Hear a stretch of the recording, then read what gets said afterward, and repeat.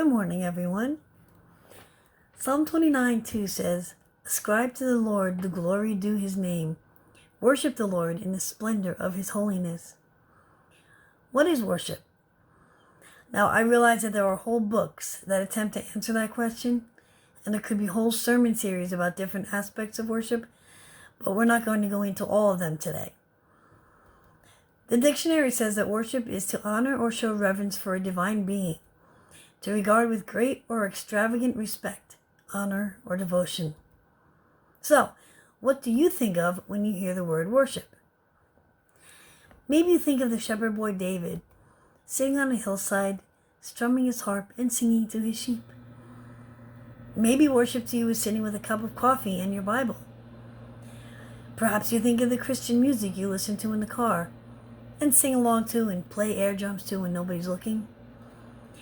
Or maybe you think of being at church, surrounded by others of like faith, with the worship team playing and everyone singing together. We haven't had that for several months now.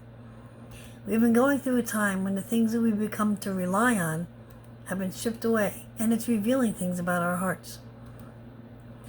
Have you ever heard someone say, "I couldn't get into worship this morning because why?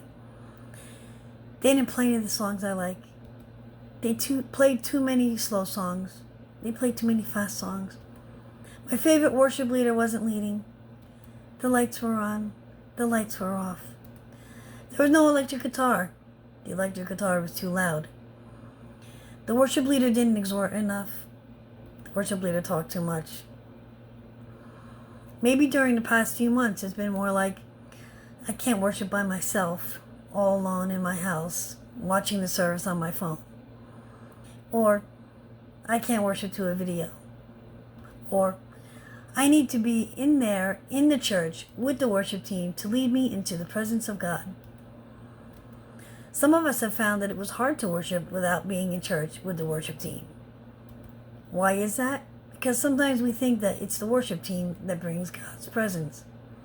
But in reality, it's our responsibility, as we see in John 4:24, to worship God in spirit and in truth, meaning not just with our lips, but with our hearts and spirits. Now, I'm not saying that it's been easy. It's been far from it. But whether we're in the church building or joining an online church service, we have to remember that worship isn't about us. It's about Jesus. Back in the late 1990s, Matt Redman was the worship leader at a church in England that was at the cutting edge.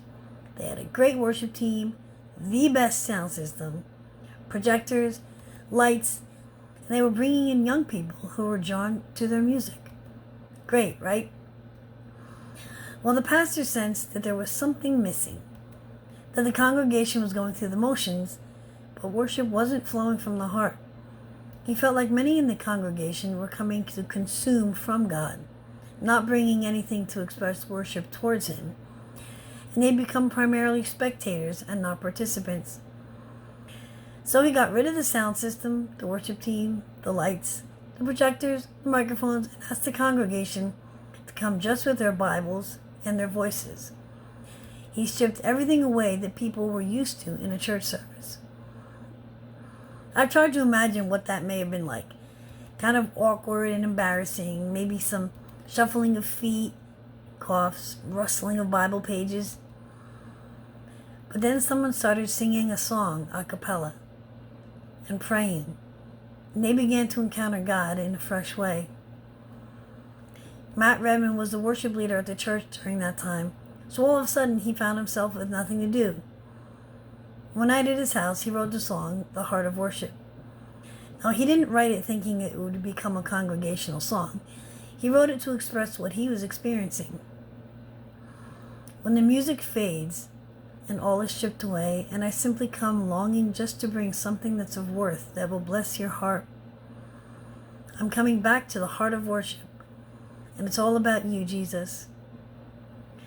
So let's remember that worship isn't about us at all, and go about our day worshiping God in spirit and in truth.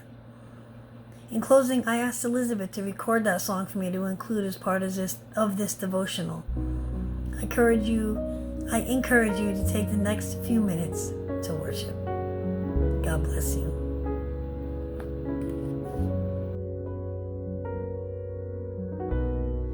When the music fades, all is stripped away, and I simply come, longing just to bring something that's of worth that will bless your heart.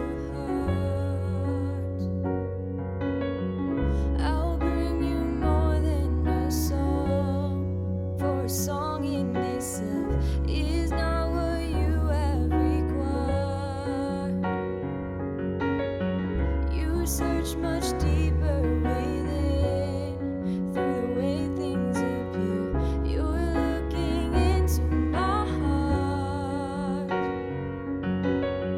I'm coming back to the heart of worship, and it's all about you.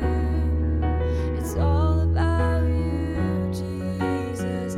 I'm sorry, Lord, for the thing I made it, when it's all about you.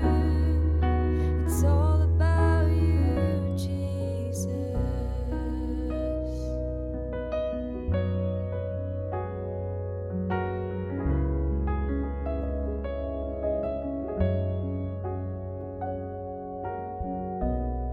King of endless worth, no one could express how much you deserve.